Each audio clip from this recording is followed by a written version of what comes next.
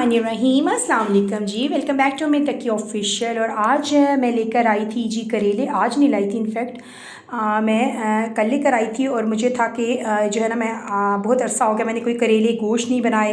पहले मैंने सोचा मैं करेले गोश्त बनाती हूँ, लेकिन फिर मैंने सोचा नहीं, मैं करेले कीमा बना लेती हूँ। तो यहाँ पर जी देखिए मेरे पास 1 kg के बराबर करेले हैं और इनको मैंने धो लिया पहले बहुत अच्छे तरीके से और इसको मैं इस तरीके से पील कर रही हूँ। अच्छा, समटाइम्स ऐसा होता है कि कुछ लोग इसके पील्स भी नमक लगा के रख देते हैं, उनको यूज़ कर लेते हैं, लेकिन खैर मुझे क्योंकि इतनी क्वांटिटी में नहीं बनाने थे तो मैंने पील्स तो खैर नहीं यूज़ किया। और देखिए इस तरीके से मैंने सारे करेलों को सेम तरीके से मैं छीलूँगी, जैसे मैं एक तरीका से छील के आपसे शेयर कर रही हूँ। और हर कोई इसी तरीके से ज़ाहिर बात है छीलता है। कुछ लोग जो होते हैं ना इसके बड़े पीसेस कर लेते हैं, कुछ स्लाइसेस में काट लेते हैं और कुछ इसको लंबाई में काट लेते हैं, जो हर बंदे की अपनी पसंद होती है। तो ये देखिए इस तरीके से मैंने इसको सेंटर से स्लिट कर दिया और फिर डी सीट कर दूँगी। अगर मुझे करेले बना लगी तो मैं अपनी अम्मी को बहुत मिस कर रही हूँ। मेरी अम्मी करेले बहुत अच्छे बनाती थी और इनके बहुत फेवरेट थे।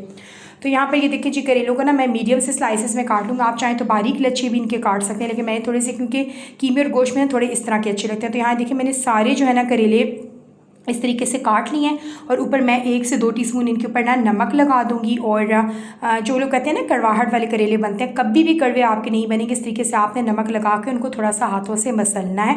और इसके बाद जी इसको मैंने धूप में रख दिए थे और इनको फिर मैंने वॉश करके ना जिपर लॉक में डालकर मैंने इनको कर दिया था फ्रीज़। और अब ये नेक्स्ट डे है, मैं बना रही हूँ करेले कीमा। तो इसके लिए जी मैंने प्याज ले लिया है और प्याज जो है ना 2 मीडियम आप कह सकते हैं अनियन मैंने लिए हैं। और दूसरी तरफ देखें जो मेरे पास जो थे ना फ्रीज़ हुए हुए करेले थे उनको मैंने निकाला है, उनको मैंने थौ किया और मैं इनको मज़ीद हाथों से स्क्वीज़ कर रही हूँ। तो यकीन जाने सारा कड़वा पानी उनका निकल जाता है। और ये बहुत अच्छी टिप है कि अगर आपके करेलों में कड़वाहट रह जाती है तो आप उसको फ्रीज़ कर लें 1 आध दिन पहले और उसके बाद आप ये स्क्वीज़ करेंगे ना सारा कड़वा पानी निकल जाएगा। तो मैंने देखें आपके सामने सारा उसका कड़वा पानी निकाल लिया है। अनियन डाल दिए जहाँ पर जितने में अनियन लाइट गोल्डन होंगे। दूसरी तरफ मैंने थोड़ा सा ऑयल ले लिया है पैन में और मुझे ना करेलों को यहाँ पर ना गोल्डन फ्राई करना है। और इसमें ये होगा कि हाफ डन भी हो जाएंगे और बाकी दम में बन जाएंगे।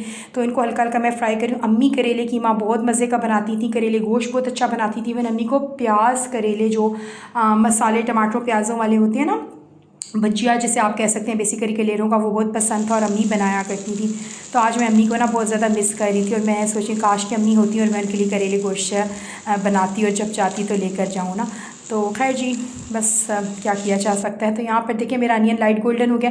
तो ये मेरे पास कीमा है और कीमा जो है ना इसको मैंने वॉश करके रखा होता है। इसको अच्छी तरीके से मैं यहाँ पे पहले कीमे को प्याज़ों के साथ भुनाई करूँगी इस कीमे की हाई फ्लेम पे अच्छे तरीके से। और हमेशा मैं शेयर करती हूँ कि जब भी कीमे में हीक वगैरह आती है गोश्त में वो इसी वजह से आती है। पहले इसको आप प्याज में और ऑयल में अच्छा सा फ्राई करें। जब देखिए इसका कलर वाइट हो गया तो मैंने 2 टीस्पून जो है ना अदरक लहसुन का पेस्ट इसके अंदर डाला। अगर फ्रेश डालें तो वो तो बहुत ही आइडियल होगा। उसके साथ मैंने इसकी भुनाई कर लेनी है और इसके बाद मैं इसके अंदर कुछ मसाले ऐड करूँगी जिनमें बेसिक मसाले हैं जी। नमक है, नमक थोड़ा हाथ जो है ना रोक के आपने डालें क्योंकि करेलों में भी थोड़े से वो सॉल्ट थोड़ा बहुत रह जाता है। फिर नमक, हल्दी, लाल मिर्च, खुश धनिया और ज़ीरा मैंने डाला है।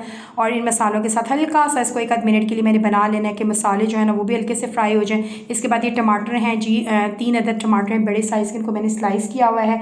और आपको पता है इसमें टमाटर और प्याज जो है ना थोड़े ज़्यादा इस्तेमाल होते हैं क्योंकि इसकी वजह से भी इनका थोड़ा बहुत जो कड़वापन होता है ना वो बैलेंस हो जाता है।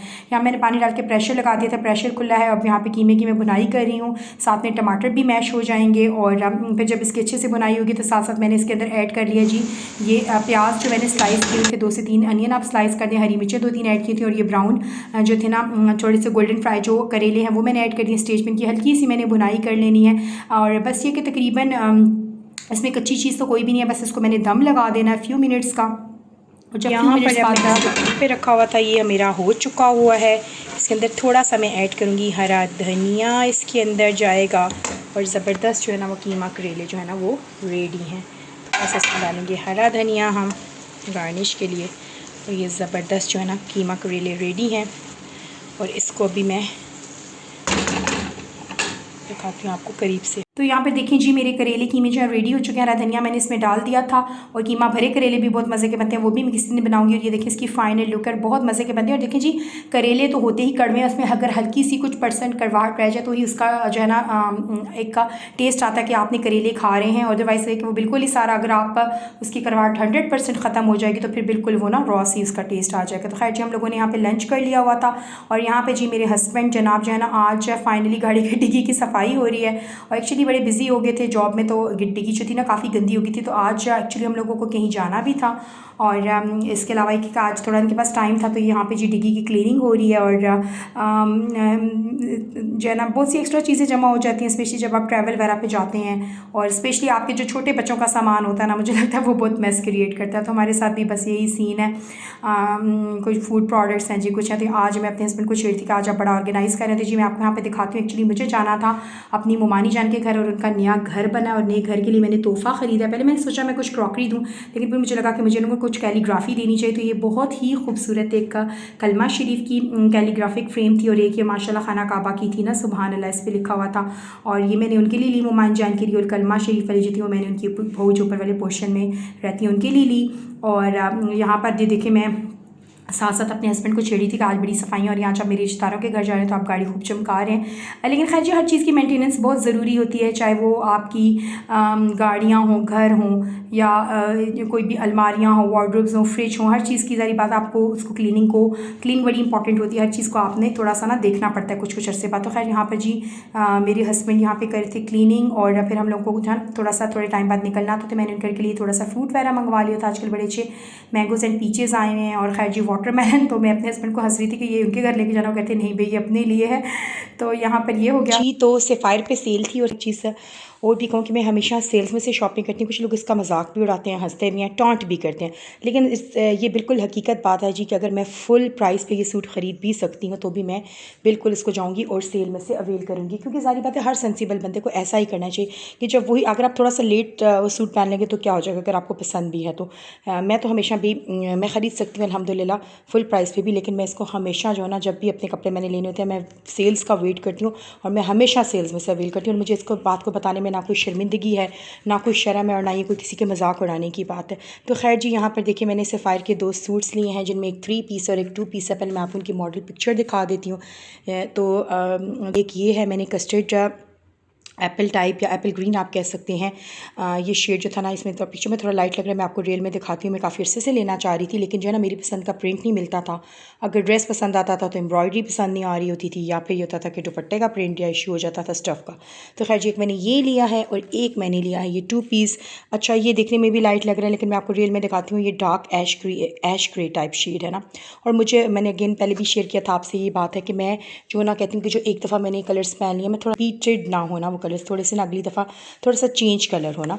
तो ये 2 पीस था। अच्छा, अनफॉर्चुनेटली जो है ना 2 पीसेस में बहुत कम रह गए थे, सेल इतनी नहीं थी, 35% पे भी थी और 20% ऑफ पे भी थी, लेकिन मैं थोड़ा सा शायद लेट गई। खैर आज दोबारा कैचअप करने की कोशिश करते हैं। मुझे होता है कि 2 पीसेस इनके बहुत अच्छे थे। जो मैंने पहन रखा है ना, ये भी सफ़ायर का ही 2 पीस है, और इनकी लॉन बहुत अच्छी थी, घर में पहनने के लिए बड़ी कंफर्टेबल है। तो मैं आपको खोल के इसकी डिटेल्स दिखाती हूँ जी। तो ये है सूट, और बेसिकली इसका कलर ये वाला है, बहुत ही प्यारा एप्पल ग्रीन शेड है। सबसे पहले आपको दिखाते हैं जी इसका दुपट्टा, और मेरी प्रेफरेंस होती है तो प्योर का दुपट्टा हो, या सिल्क हो, या फिर लॉन हो। ये 3 स्टफ्स मुझे पसंद है। दुपट्टे का प्रिंट बहुत ही प्यारा है, फ्लोरल सा प्रिंट है, और कॉन्ट्रास्ट बहुत प्यारा है पर्पल एंड ग्रीन का। तो ये हो गया जी इसका दुपट्टा। अगेन आपको दिखाती हूँ इसकी शर्ट। ये आ गया इसका प्लेन ट्राउज़र का स्टफ़, और शर्ट इसकी बहुत ही प्यारी स्टाइल में बनी हुई है।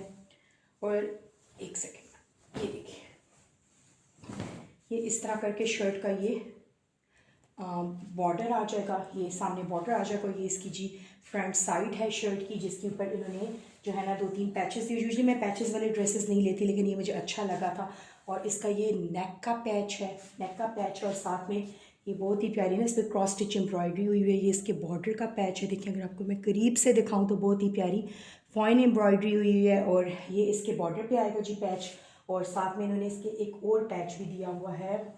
फिर ये आप इसके ना फिर स्लीव्स वगैरह पे लगा सकते हैं, या जैसे भी आप लगाना चाहें, शर्ट की बैक साइड पे लगा सकते हैं। बस 2 पीस है इसके साथ में। ये बहुत ही प्यारा ना डार्क जो है ना ऐश ग्रे सा शेड है। ये इसकी ट्राउज़र का स्टफ़ आ गया, और साथ में ये इसकी निजी प्लेन शर्ट है, ऑल ओवर शर्ट है, जैसे 2 पीसेस में होती है। साथ बॉर्डर भी अगर आप चाहें तो उसको आप अपने स्लीव्स पे और नेक पे जो है ना इस बॉर्डर को आप यूज़ कर सकते हैं। तो ये इस तरह करके ना इसका ये बॉर्डर है, आप इसको यूज़ कर सकते हैं डिज़ाइनिंग में। तो ये थे जी मेरे 2 ड्रेसेस सफ़ायर के।